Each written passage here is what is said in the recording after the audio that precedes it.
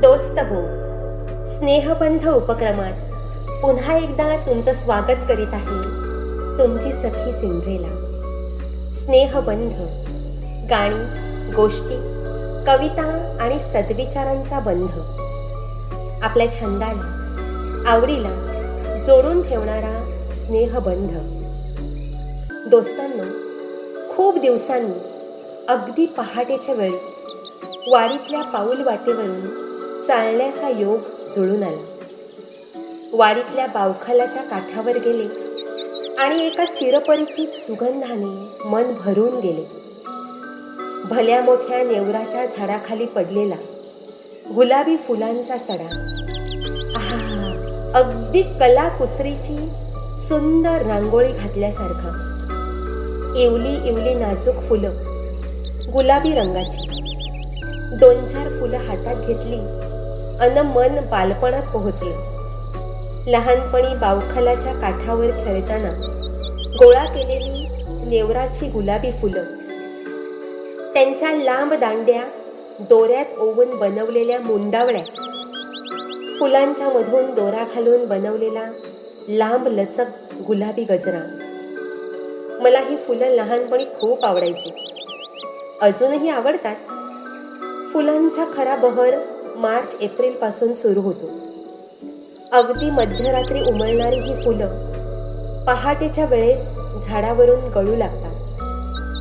झाडाखाली गुलाबी रंगाचा सुंदर सडा पडतो, जणू बावखलाच्या पाण्यावर तरंगणारी गुलाबी रांगोळीच.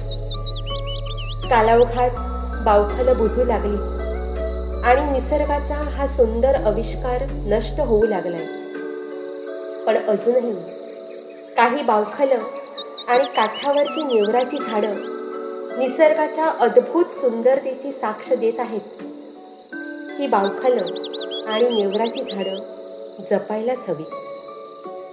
लहानपणी आमच्या स्वयंपाकघराच्या खिडकीत बसलं की बावखलाच्या काठावरची खूप सारी नेवराची हिरवीगार झाडं आणि बावखलाच्या अगदी मधोमध उरलेला रहाटाचा लाकडी खांब दिसायचा.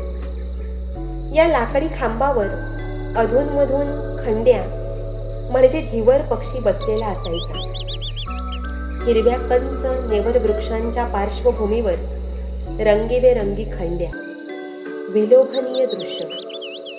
मग मला आठवायची ती श्रीधर कृष्ण शनवारे यांची कविता, तळ्याकाठी गाती लाटा. आज ऐकूया. तळ्याकाठी गाती लाटा, लाटांमध्ये उभे झाड.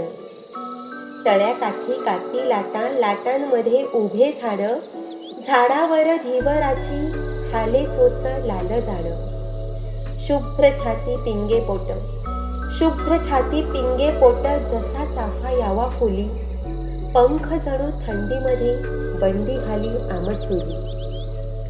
जांभळाचे तुझे डोळे, जांभळाचे तुझे डोळे. तुझी बोटे जास्वंदीची आणि छोटी अखेरची पिसे जवस फुलांची.